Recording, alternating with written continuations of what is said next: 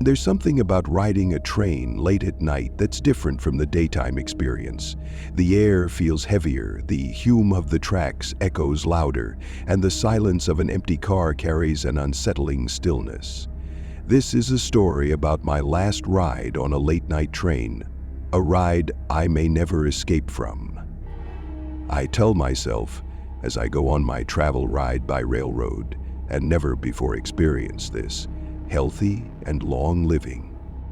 It was a Tuesday night, and I was heading home from my shift. I work odd hours, so I've grown used to riding nearly deserted trains. That night was no different, or so I thought. I boarded the last train at around midnight. The station was almost empty, save for a lone janitor sweeping the platform. I stepped into the car, the automatic doors sliding shut behind me with a soft hiss. The air inside was stale, carrying the faint smell of metal and mildew. The fluorescent lights flickered for a moment, casting a pale, sickly glow on the rows of empty seats. I sighed, grateful for the solitude. But as my eyes adjusted to the dim lighting, I noticed I wasn't alone. In the far corner of the car, a figure sat perfectly still.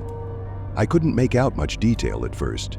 They were slouched slightly forward, head tilted down, obscured by a hood. The darkness of the corner seemed to swallow them. My first thought was relief that I wasn't entirely alone. But something about this figure felt off. I chose a seat far from them, near the opposite end of the car. I pulled out my phone, putting in my earbuds to drown out the unsettling atmosphere with music. But as the train jolted forward and began its journey, I found myself glancing toward the figure again. They hadn't moved an inch. I tried to shake the unease creeping up my spine. Maybe they were asleep, I told myself. Maybe they were just tired like me. But then I noticed something that sent a chill through my body. Their shadow. The lights above flickered as we sped toward the next station. The flickering created shifting shadows across the floor and walls. Everyone knows how shadows work. They move with the person casting them. But this shadow didn't behave like it should. It stretched far beyond where it should have ended, creeping along the floor toward me. It was subtle at first. So subtle I almost convinced myself it was a trick of my tired mind. But with every passing second it grew darker, longer. When the train stopped at the next station, I expected the figure to get off, but they didn't move. The doors opened and closed with a metallic thud. The train lurched forward again and the flickering lights resumed. I glanced at the shadow. It had grown even more. I pulled out one earbud, suddenly hyper-aware of the silence. No rustling of clothing, no shifting of weight, just the rhythmic clatter of the train on the tracks and my own heartbeat pounding in my ears. I stared harder at the figure. Their hood was still down, obscuring their face completely. The way they sat, so unnaturally still, made my skin crawl. I thought about changing cars, but something in me hesitated. A gnawing curiosity mixed with dread. Instead, I tried to focus on my phone, scrolling aimlessly through social media to distract myself. But the feeling wouldn't go away. And yet Then we entered a tunnel. The lights went out entirely. The only illumination came from the faint glow of my phone screen. For a moment, the world was nothing but darkness and the rhythmic rumble of the train. The darkness felt alive, pressing against me, suffocating. I turned the brightness on my phone up, the cold blue light barely piercing the blackness around me. X. And that's when I saw it. The figure was no longer sitting, they were standing. A choked gasp escaped my lips. I hadn't heard them move. No rustle, no creak of the seat. But there they were, standing in the middle of the car, their shadows stretched unnaturally long, almost reaching my feet. I fumbled for my phone's flashlight, my hand shaking as I turned it on. The beam cut through the darkness, illuminating the figure for the first time. What I saw will haunt me forever. There was no face, or rather, there was a face, but it wasn't human. The hood framed a grotesque, hollow visage, a mouth twisted into a silent scream, eyes that were dark, empty sockets. The figure didn't move, but I felt its gaze, a void pulling me in, suffocating me with terror. My breath caught in my throat and I scrambled to my feet, backing away. The train jostled, throwing me off balance. I clung to a pole, my mind racing. I was trapped. There was no escape. The whispers began then, faint at first, like a breeze rustling dead leaves. They grew louder, a cacophony of voices speaking in a language I couldn't understand. They filled the car, swirling around me, and I realized the whispers were coming from the walls, the ceiling, the very metal frame of the train. I squeezed my eyes shut, heart hammering, and whispered to myself, wake up, this isn't real." When I opened my eyes, the train was hurtling through darkness, the tunnel stretching endlessly. I glanced toward the figure. They were seated again, as if nothing had happened. The shadows still stretched too far, but they were motionless. Desperation clawed at me. My mind raced with fragmented thoughts. I remembered something, a story I had heard years ago, a legend about a train crash that happened in this very tunnel. A fire had broken out. Dozens of passengers were trapped. The smoke and flames consumed them before help could arrive. But somehow, the passengers were alive and ran for the desperation. As if in answer to my thoughts, the walls of the train seemed to shimmer. Images flashed before my eyes, panicked faces, hands pounding against windows, flames licking at the edges of vision. And then I saw them. A row of silent, hollow-eyed passengers, all staring straight ahead, their mouths moving in silent screams. I stumbled backward, pressing myself into the corner of the car. My breath came in shallow gasps. I wanted to run, but my legs felt like lead. The train lurched again, the wheels screeching as it slowed. The tunnel gave way to light, and we emerged into a station. The doors slid open. For a brief moment, I thought it was over. I thought I was free. For I saw it was free. But when I tried to step off, my feet wouldn't move. I watched in horror as people boarded the train, oblivious to the terror inside. They sat down, scrolling on their phones, laughing, unaware. And then I saw my reflection in the glass. I was the one sitting in the far corner, hood pulled low, shadows stretching across the floor.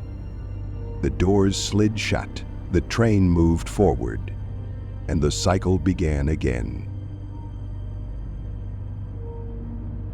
I used to work as a railway inspector. My job involved checking trains, tracks, and equipment during the overnight shifts, when the rail yards were empty and quiet. I liked the solitude, or at least I thought I did. This story is the reason I'll never step near a train again. It was a stormy night. One of those shifts where everything feels off.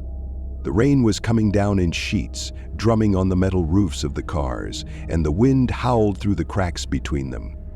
Around midnight, I got a report about a malfunctioning car in a section of the yard that hadn't been used in years. Most of the cars there were abandoned, rusting relics that should have been decommissioned long ago. I wasn't thrilled about going there, but it was part of the job. I grabbed my flashlight and headed out into the rain. The tracks glistened under the pale beam as I made my way through the yard. The train cars loomed like giant sleeping beasts, their windows dark and lifeless. I could feel the rain soaking through my jacket and hear the squelch of my boots on the gravel. As I approached the old section, the atmosphere seemed to change. The air grew colder, and a heavy silence settled around me, broken only by the rhythmic drip of water.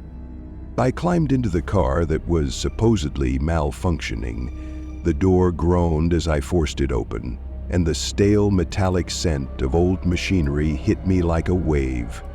Inside, the air felt thick, almost suffocating. I moved my flashlight across the rows of dusty, empty seats. Everything was still, yet I felt a presence, as if I wasn't alone. While locked in the vehicle, I felt a presence, as if I wasn't alone. I shook off the feeling and focused on my inspection. I walked through the narrow aisle, checking for anything out of place. That's when I noticed the mirror. It was an old, cracked mirror mounted on the wall near the door to the next car. I don't know why it caught my attention, but something about it made me stop. I looked into it, and for a moment everything seemed normal. My reflection stared back at me, tired eyes, rain-soaked jacket, flashlight in hand. But then I felt it, a shift. At first, I couldn't put my finger on what was wrong. The reflection didn't match reality in some subtle way. I turned my head slightly, and that's when I saw him. A man stood behind me. My heart lurched. I spun around, shining my flashlight into the empty aisle. No one was there. The seats were just as empty as before. I whipped back to the mirror and my blood ran cold. The figure was still there. He was tall, with a dark, featureless form. Where his eyes should have been, there were only hollow sockets. His mouth hung open in a soundless scream. He stood perfectly still, just a step behind my reflection. I stumbled back, nearly dropping my flashlight. My breath came in shallow gasps. I wanted to run, but my legs felt rooted to the floor. My eyes remained fixed on the mirror, unable to look away. And then, the whispers started. At first they were faint, indistinct murmurs, like distant voices carried on the wind. They seemed to come from everywhere, from the walls, the floor, the very air around me. They grew louder, forming a chorus of disembodied words. I couldn't understand what they were saying, but the tone was unmistakable, accusing, condemning. I squeezed my eyes shut, trying to block out the whispers, but they only grew more intense. The figure in the mirror began to move. Slowly it raised a hand, pointing directly at me. My reflection remained frozen, its terrified eyes locked on the horror behind it. I felt my heart hammering in my chest, each beat a thunderous echo in the suffocating silence. Flashes of something terrible filled my mind, images of fire, twisted metal, and faces contorted in agony. I saw passengers screaming, hands pounding on windows as flames consumed them. And then I saw myself, standing in the wreckage, my hands covered in blood. The realization hit me like a freight train. I had been responsible for a crash. The memories surged forward, vivid and undeniable. A mistake I had buried deep within my subconscious, a critical error that had led to the deaths of countless passengers. I had told myself it was an accident, something unavoidable, but the truth was far darker. You caused this. The words were clear now, a harsh whisper that cut through my thoughts like a blade. My reflection finally moved, its eyes filled with despair. The figure behind it loomed closer, its eyeless sockets boring into me. The train car began to shudder. The walls creaked and the windows vibrated as if the entire structure was being consumed by the weight of the past. I felt the ground shift beneath me, as though I was no longer standing on solid earth, but on the edge of a bottomless abyss. I don't know how I escaped that car. One moment I was trapped in that nightmare, and the next I was outside in the rain, gasping for air. The storm had intensified, thunder cracking overhead, lightning illuminating the yard in brief, blinding flashes. I ran, not stopping until I was far from the abandoned section. I quit my job the next day. But the story doesn't end there. Even now, years later, I can't escape him. Every reflective surface, every mirror, every window, even the smallest puddle of water shows him standing behind me. Sometimes he's just a shadow at the edge of my vision. Other times I see his hollow eyes staring directly into mine. He never moves, never speaks.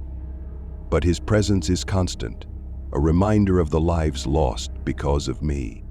He froze, his mouth slowly opening, and the words came out slowly and rubbingly, and Carson freeze.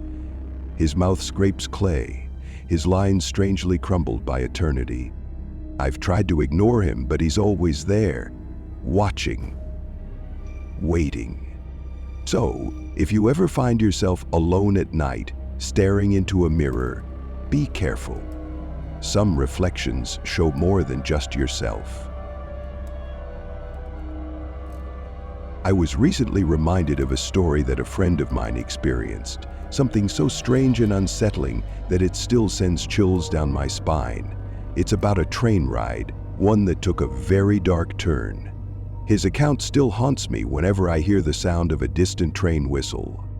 It all began on a stormy night when 4 friends, David, Rachel, Eric, and Sarah, decided to take a long-distance train for a weekend getaway. They boarded just before midnight, the rain drumming on the roof of the station as lightning cracked the sky. Inside, the train was nearly empty, except for a few scattered passengers. The dim lighting and rhythmic clatter of wheels on the tracks created a hypnotic, almost serene atmosphere. Their car was quiet. David and Rachel sat together, joking about the storm and sharing snacks, while Eric and Sarah played cards. A grumpy conductor passed through, barely acknowledging them as he punched their tickets. As the train sped through the dark countryside, the storm grew fiercer. Sheets of rain battered the windows, obscuring the view outside. The friends grew drowsy, lulled by the steady motion and muffled thunder. That's when it happened. Without warning, the train screeched to a stop. The abrupt jolt threw them forward, snapping them out of their sleepy stupor. Rachel rubbed her head where she had bumped it against the window, still clutching the paper water cup. "What the hell?" Eric muttered, looking around. There was no announcement, no reason for the stop. They peered out the window but saw nothing but darkness, trees swaying wildly in the wind. "I'll ask the conductor," David offered, standing up. But before he could move far, the conductor walked briskly past them. His hat was pulled low, and he kept his gaze fixed straight ahead.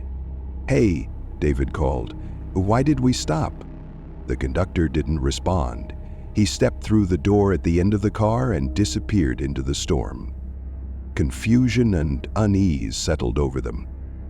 "Should we check it out?" Sarah suggested. She was always the adventurous one.